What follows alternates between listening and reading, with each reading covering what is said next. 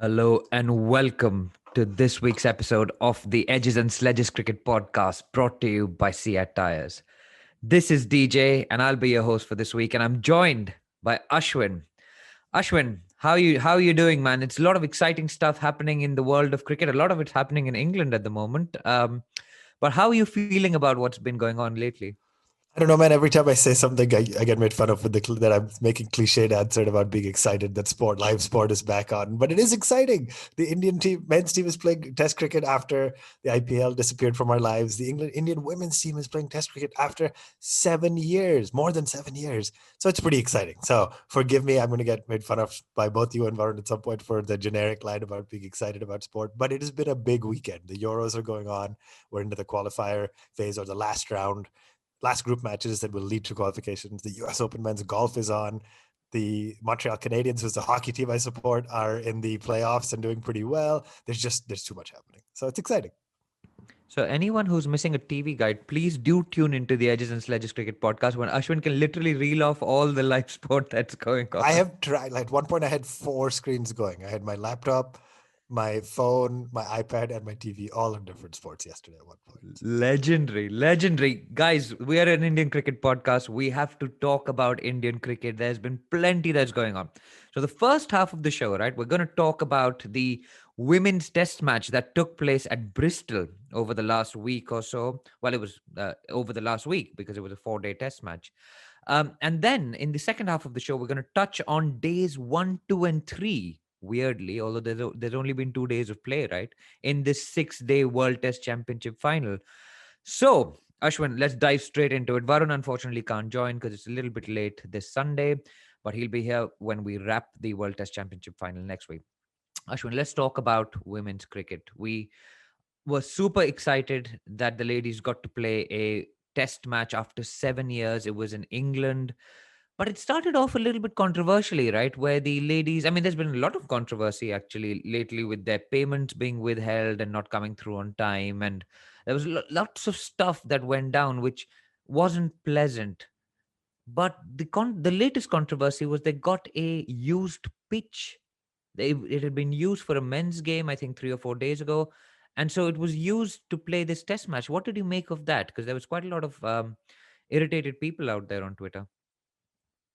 Yeah, and in this case, honestly, the irritation was largely against the ECB, right, if you will, because it comes down to priority call, right? So I'm very, again, I wasn't following the match probably as closely as some of the naysayers were, if you will, but from what I read, both captains seemed upset, right? So this was not a team India is touring and is upset at the facilities, etc., which happens a lot in our game, where a touring side complains about accommodations arrangement, whether it's the pitch or the overall facilities, etc. In this case, both captains were saying, "Hey, it's not ideal that we're playing the first test match, England's first home test match in 2 years, India's first test match at all in over 7 years, and yeah, let's give them a used pitch, right?" So frustrating. I think it's one of those things where hopefully the visibility and that the controversy caused will lead to make sure that doesn't happen again.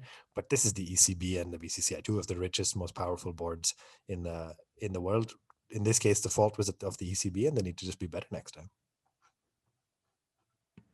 Yeah, so I mean, that was even before the game had started. There was already murmurs about that. But when the game actually got underway, the England women, who seemed like a pretty well-oiled machine, went on and scored 396 for 9, Ashwin, in the first session. In the first innings, it sort of felt like the Indian women hadn't quite worked out the rhythms of Test cricket, if you know what I mean, right? Like it was like they used to playing T20 cricket, they used to playing 50 over cricket. And I think I heard Shikha Pandey saying that they weren't playing multi-day cricket at the domestic level when she was speaking to Jarrod Kimber. Now, it almost seemed like they'd run out of ideas a little bit after a certain point, and the English batters were just making hay by that stage, right? Yeah, I mean, 396 for 9 is absolutely a phenomenal score. I was just trying to look up, England's ranked higher than the Indian side, of course, in both. They don't have test rankings for women right now, but for ODIs and T20s, they have Nat Siver and Tammy Beaumont are both high up there in the ODI player rankings. So, while India has some players who've done well, you absolutely went into this match thinking England at home has played much more Test cricket. India had several debutants. I want to say at least three, but maybe more. Just I a think it was five. yeah, I think five we had debutants. five There you go. debutants. Yeah. And so just 396 for nine. It's also interesting when a team makes nearly 400 runs, but does so without anybody getting a century. Just so unfortunate for the skipper Heather Knight to miss out on what would have been a great century. But yeah, 396 for nine. At that point, you feel like Team India is running a little bit out of ideas, missing potentially some of the wrist spinners that have done well over the years, etc. But great, I'm setting this up, but great early performance by Sneh Rana, who ended up picking up a four for in her first match after a long, long time. So yeah, very exciting. And of course, the rest of the match got even better for Team India. Yeah, well, it got a bit worse and then it got a bit better. But anyway, we'll come to that, right? Sneh Rana picked up 4 wickets.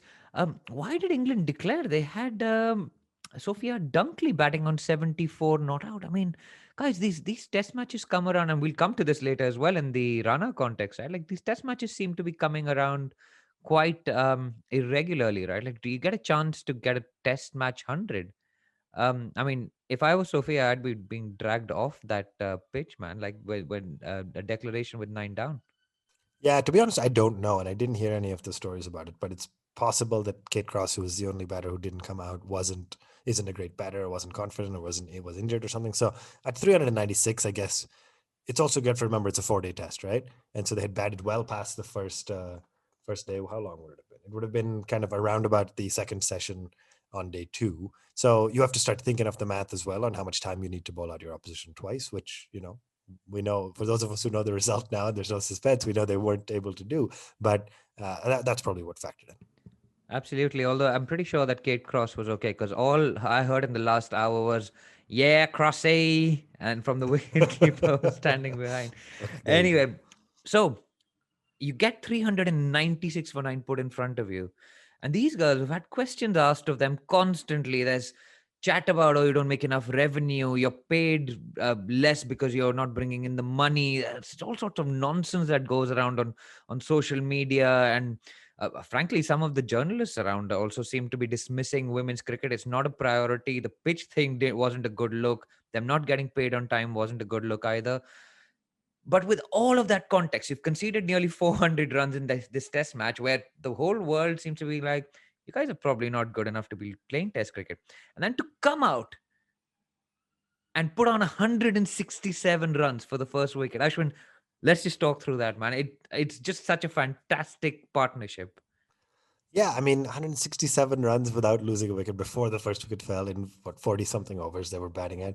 You just like, and two of the probably the most prolific batters in world cricket right now, right? Smriti Mandana, obviously more established, knows the scene, has been around much longer. Shafali Verma, I don't even know how old she's now, 17 maybe.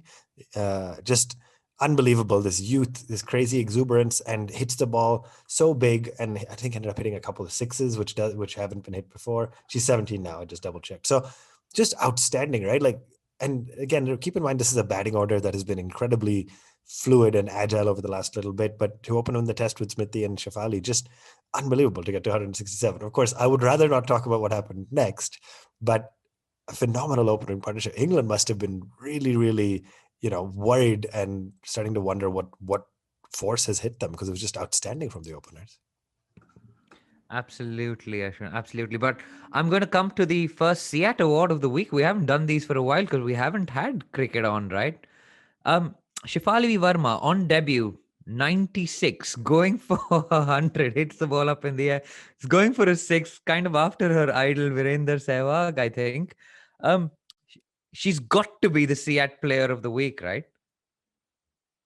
Yeah, no question about it, right? And remember, we had a group text going where it said, "Who goes for the six at 96?" And what are the names that come to mind? Like it's Virender Sehwag, it's Rishabh Pant, it's now Shafali Verma, and this is how she plays. Like we said this about Pant many times. People have said this about Sehwag many times over the years. This is the magic that she brings. That yes, will once in a while mean you're sitting there at 96 saying, why wouldn't the person just nudge their way for a few singles to get a century? But if they were going to do that, they probably wouldn't have had the flair or the ability to get to 96, right? Because this is the style she brings. I love it. At 17, think of the very, very long career she has ahead of her. I hope she keeps playing this way. Absolutely no fault for getting out at 96 because you were going for six, because what is the saying? You live by the sword, you die by the sword. And that absolutely fine. So fine by me. Yeah, and she did give us the thrill of speed with complete control all the way to 96, just like the CEAT SecuraDrive tire. Ashwin, Smriti, she gets out at 96. Shafali, Smriti goes. What happens then? Is it just inexperience, lack of multi format cricket? Because the Indian team collapses from 167 for no loss to 231 all out, including like absolute stars like Mithali and Harman, unable to contribute in any meaningful way. Yeah, just incredibly disappointing. I think it's a little bit of everything you said, right? It's a little bit of the, hey, this is a big stage. It's a lot to process. When you walk in after, having a phenomenal opening partnership, and then you have to deal with just some of the best bowlers in the women's game right now, right? Of course, highlighting Sophie Ecclestone in particular. She bowled 26 overs out of the 81 and picked up 4 wickets, including obviously Matali and Harman, And which is really saying and good something. use of the reviews, by the way, for Good use both of of them. DRS as well, Yeah. yeah. So I mean, full credit to the bowlers, but also disappointing, right? This is a batting lineup. I mean, we'll talk about how they ended up redeeming themselves later, but this is a batting lineup that does bat very, very deep. And the choices to play, I mean, I was reading, I think Tanya Bhatia has opened for India. And then, not that long ago, then it has played up top order, middle order, I think, and she ended up batting at 10 in the second inning. So there's some, we've talked a lot about in the men's game how the constant floating of the batting order causes strain on the batters. It's difficult.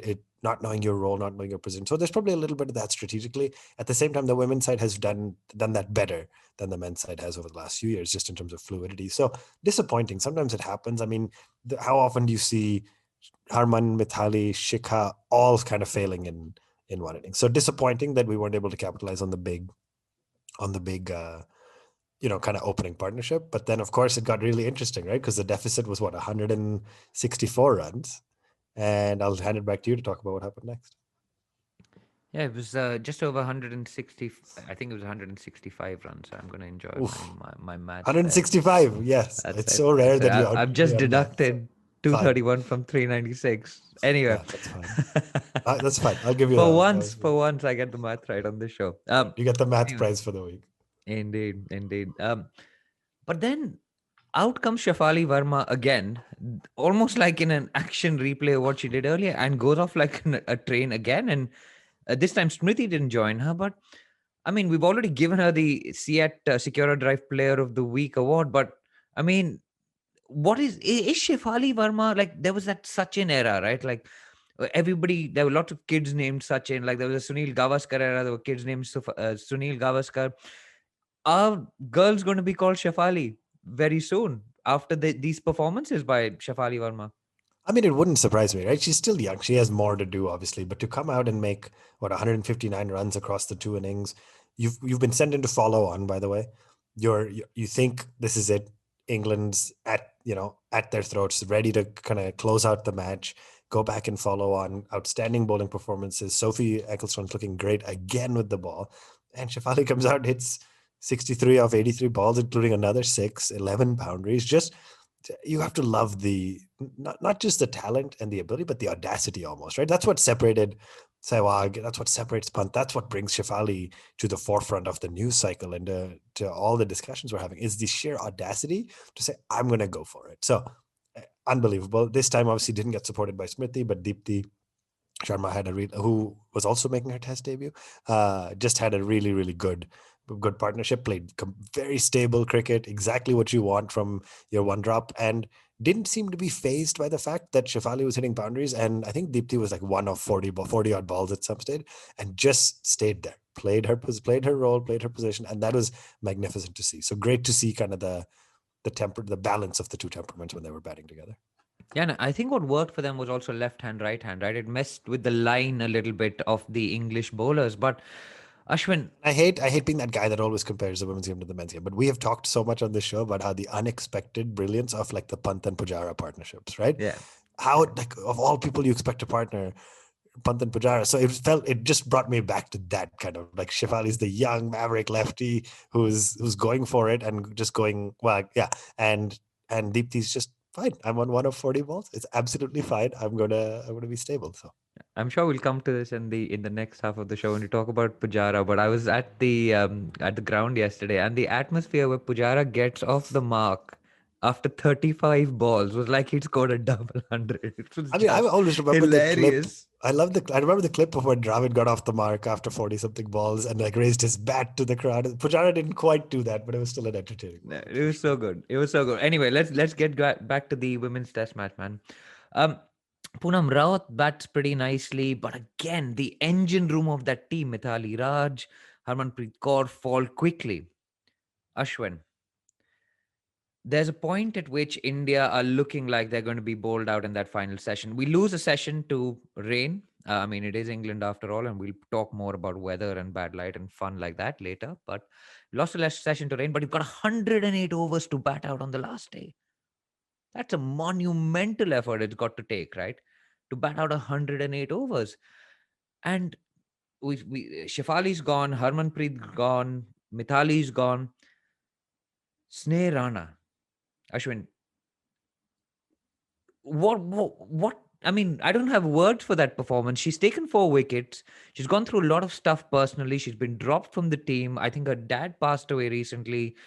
And to come out with a performance like this when the chips are down and supported by Tanya Bhatia, I mean, what kind of mental strength has that taken? Because remember, everyone's gunning for this team. And I mean, you go onto social media, everyone's like, women's cricket doesn't make money. We should not telecast it. I mean, I think at one point, the broadcaster even cut the feed while the captains were being interviewed. So all of this stuff just needs to end. I think that innings from Sneh has gone a long way towards having a conversation, a proper conversation about test cricket and women's test cricket and them playing more. So let's talk about this innings. Yeah, here's the thing, right? It was at one point it was seven and yeah, it was 78 for 8 effectively, right? 78 run lead when the eighth wicket fell. um so it was 78 for 8 and there was about 60 overs left in the day. If you're England, great. You're thinking, even if we give 30, 40 more runs in the next 15, 20 overs, we've 3 runs and over, close this match out. Done deal, right? This side is 8 down. If you're Sneh Rana, you're thinking a couple of things. One, this is the opportunity. This is an opportunity. To your point, right? She hadn't consistently been selected before. There was a lot of background noise, etc. Two, you were chosen in the side ahead of some arguably more decorated spinners just because you bat to give the batting option, right? So now we can argue, should you have picked batting options to be able to bat to 9, etc. In hindsight, that worked great for us in a match where Mithali Harman and the big guns didn't fire. But still, you have some of the best bowlers in the world charging in at you. You're 78 for 8. You had to bat. You had to bat like your life depended on it, and she did. And we were all following it. We were all watching it. It's been a long, probably since the World Cup final a few years ago. I haven't seen this much excitement and buzz about women's cricket, and to see it happening with the Test game, for those of us who love Test cricket, just magnificent. So very, very proud, very, very excited. It was a great partnership. You could see Shikha Pandey too, obviously perished as the eighth wicket, but was as the senior player more was just constantly supporting her, walking over, talking, just staying, keeping really focused. The English women tried a lot of different things, from field placement changes to bowling rotations to chirping, constantly chirping. It was magnificent to see how these two lower order batters kept their head down, stayed focused, and got the team to the finish line. And that's why people who don't understand cricket, I think I've said this on the show, don't understand how a draw sometimes feels like a win. But you're a side who hasn't played Test cricket in 7 years. You're coming to England to play against England in their home conditions. You've collapsed. You started well, but collapsed epically in the first innings. You were asked to follow on. A draw 100% felt like a win to Team India, and I love, like you said, that this is starting the conversation about more Test cricket for Indian women, or for women in general.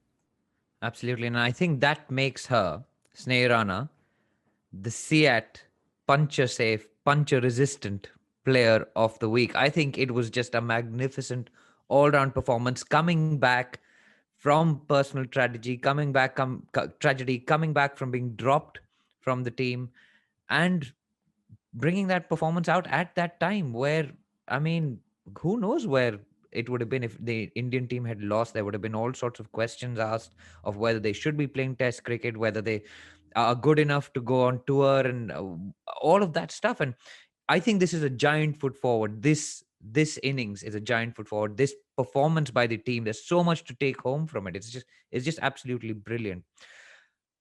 On that note, we're now going to go into a CEAT strategic timeout, and we're going to talk more when we come back about this World Test Championship final. It's had 3 days, 2 days of play, but there's a little bit to talk about around what's gone on at this World Test Championship final. So we will see you straight after the CEAT strategic timeout.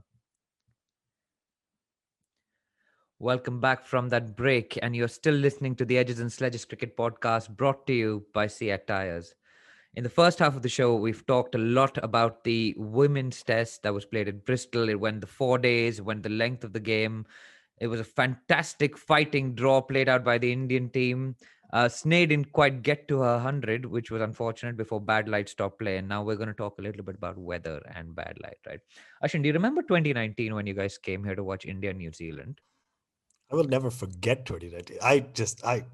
God, one of the worst. I was talking to one of my friends here who was saying, because I think a couple of weeks ago or last week, maybe you jokingly mentioned like, "Hey, there's still flights available. You should come watch the WTC final." And I would have honestly, I've been fortunate in the US. The situation with COVID is a little bit better. I've had the opportunity to get my vaccines, etc. I would honestly have considered it if not for 2019 and having been standing at the ground the whole day watching it get rained out. So I'm not a fan of traveling to watch cricket in England in June, July, August anymore, just because it's just so unfortunate. Of course, you had to commute all the way up to Southampton. It was slightly shorter than my commute would have been, but still a frustrating day, right?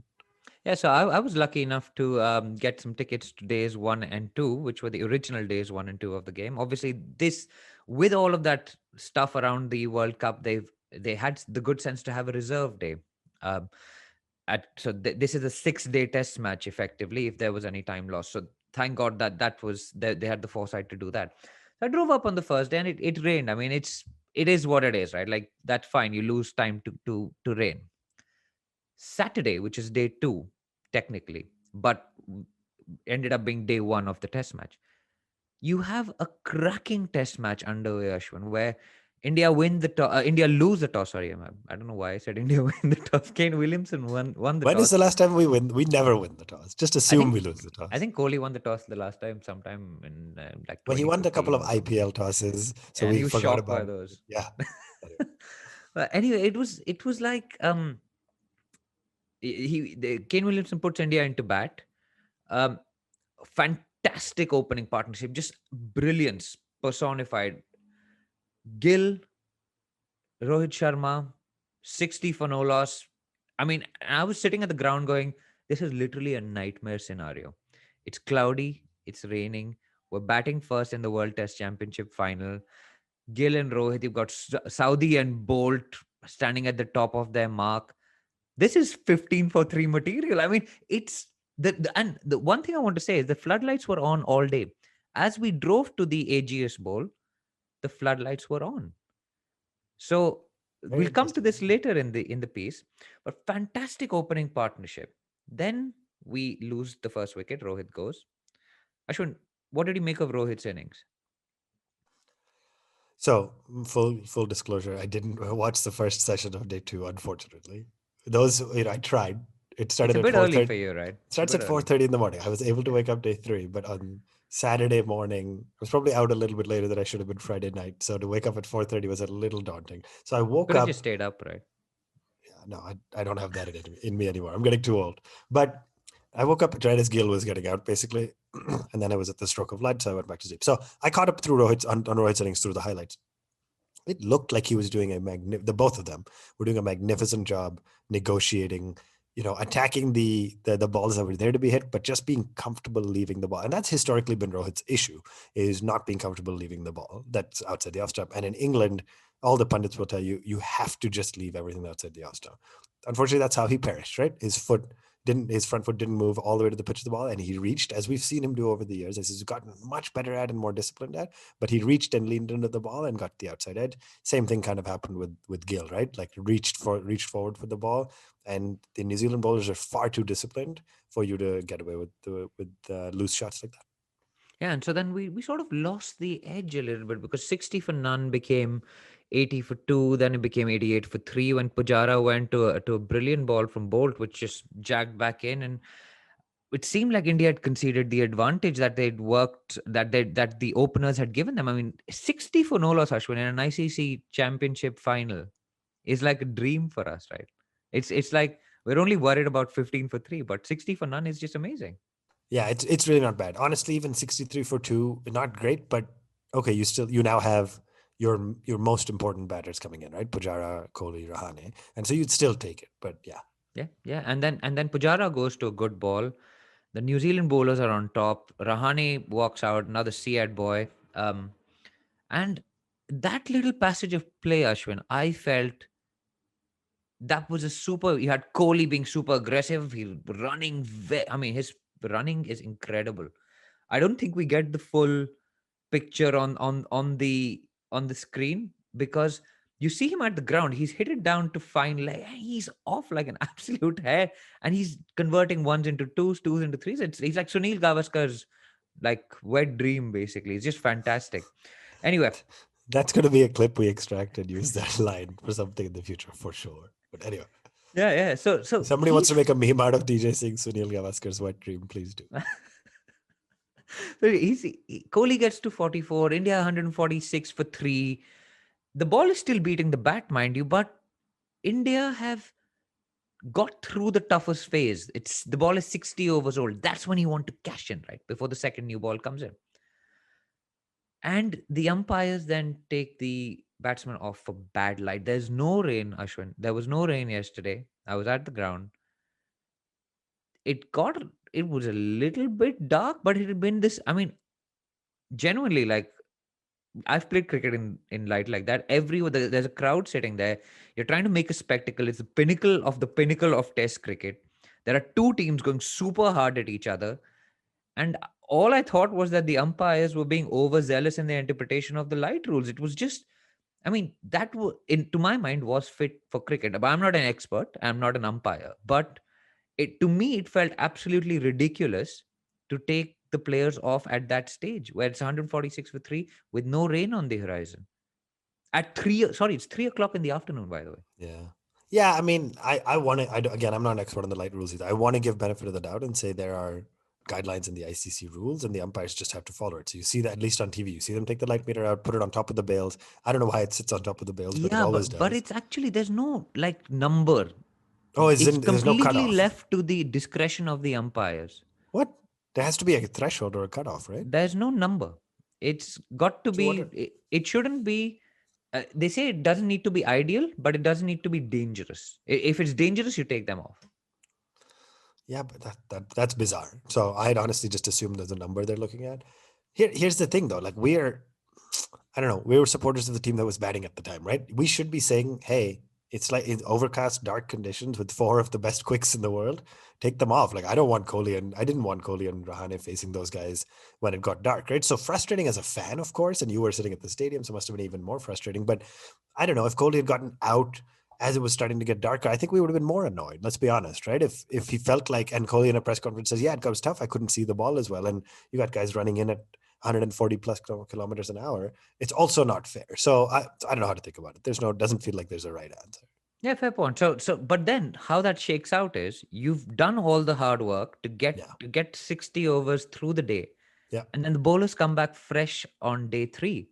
yeah, And look what happened in the morning of day three. Kohli didn't score another run. yeah. Rahane Rahane got a gone few for more and then got 49. out. Yeah. I mean, disappointing. I'll run down really quickly what happened, right? Kohli got out for 44. Then then Pant came in and got out, which was disappointing, right? Like Yeah. he took his time to get off the mark, then hit one boundary and then slashed, which again is not unexpected. Rahane then perished to again what felt like a loose shot, right? Like you can't get out, Thank you God it know. wasn't a cut shot. Otherwise, Varun would have been Yeah. all over me. And again, Rahane, like we're criticizing the guy who made the most runs, right? Credit to him for his great 49, but to get out like pulling or whatever that had the half pull where he kind it of was a hit and flap, then right? It he was kind of flapped like because he flapped at. kind of drew a little from the pole and he hits that shot a fair bit. So credit to Williamson for the bowler. I guess that was Wagner, but for the captaincy. And then yeah, DJ and Ashwin showed a little bit of a fight. But Our even Ashwin, tail, like second ball was trying to flick it, like smash it through the yeah. leg side. It For was a just for a weird. side that has just won or 2 series ago won an amazing series in Australia because of how the lower order batted to lose. We lost our last 3 wickets in 4 balls, one of which was Jadeja, and Jadeja getting caught clipped down the leg side, just not acceptable for a player at number 7. Again, I don't want to blame the 7 when the top order didn't do great, but let me also just say before we wrap up, India ended up getting all out for 217. People were arguing 250 plus was probably okay under these conditions on this wicket. 217 felt a little short, but Hmm. Kyle Jamieson didn't take a wicket on day 1 or day 2. Came in, got I don't. Oh, sorry, he No, took he got Rohit. He Gill had out. took He Rohit. got Gill out. Yeah. No, he took Rohit out. He got Rohit. Oh, Rohit. Sorry, not Gill. Yeah. So he got 1, and then came out and picked up 4 more. This guy now has five firsts in his cricket, faster than anybody else in the modern game. He just seems his average is like 14 or something, which is just unbelievable, just phenomenal statistics. Disappointing, but I just think it's great for a newer to the test scene bowler to be standing up when you've got Bolt, Saudi, and Neil Wagner to And contend with, and Matt you pick Henry up waiting in the and wings, yeah, and you keeping pick Matt up Henry 5. out. So credit to him. Disappointing for us, obviously, but great to see him stand up tall. No pun intended. Yeah, he's huge, man. He was standing near fine leg, and it was just like a massive unit. But what felt, I think, like the ultimate test of patience at the AGS Bowl of Water. At least we got 2 full days of cricket in, right? That was almost full days of cricket. We had 100 Did you and just say the AGS bowl of water? that's what it felt on day one, right? Like I That's was a like, good why line. have I we like the come? line. That's a good But line. I saw the sign to the AGS bowl. I was like, this is it's pelting down. This is not the AGS bowl. It's the AGS bowl of water, It's and a this good is line. going to be I the appreciate. I ultimate test of appreciate that one. patience. Yeah. Yeah, yeah. We should clip this part also. Anyway, Ashwin, very quickly to wrap this episode, and we'll do a full deep dive into the or post mortem of the World Test Championship final in the next episode. Where do India go from here? New Zealand are 101 for 2 wickets. We were extremely fortunate, I think, to pick up that wicket right at the end of day's play to lift spirits, because before that it was looking depressing, man. It was looking like this was going to be a long day in the field. Um, where do India go from here? What do we need to win the game, assuming the weather and the light hold good? Yeah, so I mean, at 101 for 1, if they had gone off for bad light, would have been a completely different day. It's still very much New Zealand's day, right? Trailing by 116, 8 wickets in hand. I texted you when we got Conway out. It's like, oh, great, we got our second wicket. Now we've got the two best batsmen on the side to deal with, right? Williamson and Ross Taylor. So it's not going to be easy for India from here. I think they have to be a little bit tighter. The quicks need to be a little tighter with their lengths.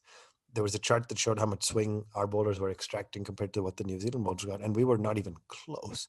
So obviously just didn't do enough to try to use the Duke's ball, to use the conditions, to use the ground to our advantage. The first wicket came off of Ashwin, which, again, great bowler, one of my favorites, but you shouldn't be getting your first wicket in these conditions off of a spinner. It should be coming from one of your quicks. Ishant also got a wicket, arguably off of a poor shot on Conway ended up getting out on a flick and a brilliant catch from Mohammad Shami, but not, not the shot your seamers should be getting wickets on, not the ball your seamers should be Yeah, it's getting not the wickets expectation edge on. to Correct. third slip or something. It's like Exactly. smacking Now, it to mid on. I want to give credit. We did induce a lot of edges. It felt like a lot of the balls went between third slip and gully or over their heads or just dropped short. So I think the bowlers did well. I think they need to keep it tight. Just to wrap, I'll say really quickly, we're at the end of day 3. Let's assume they trigger that 6th day. They have There's to. three. They have to now. There's 3 full days left. One of which is Monday, is expected to be fully washed out or mostly washed out, as per the current forecast. Forecast change. So now you think New Zealand's still in their first innings, the second innings out of the 4, trailing by 116. How much are you going to get done in let's call it 2.5 days of potential test cricket? That's going to be really interesting. Does New Zealand come out, try to get to parity with India in the 200s-ish? And if they haven't lost more than 4 or 5 wickets, then they just go big to try to get a huge sum on the board really quickly so that they give themselves a shot at getting India out. I think strategy is going to be really interesting to see how the captains play weather. Of course, if it ends in a draw, the team split it, which I think feels like after this World Test Championship as a whole could be a fair result.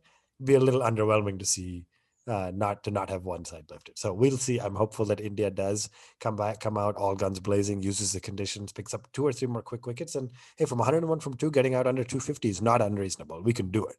We just need some really quality bowling. Absolutely. And of course, you've got 3 days left in the test match. In New Zealand haven't run away with the game, which is good. India have kept them quiet, really. They haven't managed to get away with the game. Um, and I don't think teams are going to plan for the weather. I don't think they can, just because they wouldn't do that. They're not going to go with forecast. They're just going to play what they can play. I think we've got a fascinating test match in store for us. Maybe, as you say, the draw is the right result. We will have to wait and see. That is the episode for this week, guys. It has been an exciting week for Indian cricket generally. And we are still running the hashtag Bat with CEAT contest. So please write in with the answer to the question: which two Indian batsmen have scored more than 1,000 runs in the World Test Championship so far, excluding the final, so in the group stages? Write in with the answer to that, hashtag Bat with CEAT. We will see you next week with the wrap and the post-mortem, and hopefully a celebration of the World Test Championship final victory. Until then, enjoy yourselves. Write into us at Twitter, Facebook, and Instagram. Stay safe, stay home. This is Edges and Sledges, brought to you by CEAT Tires.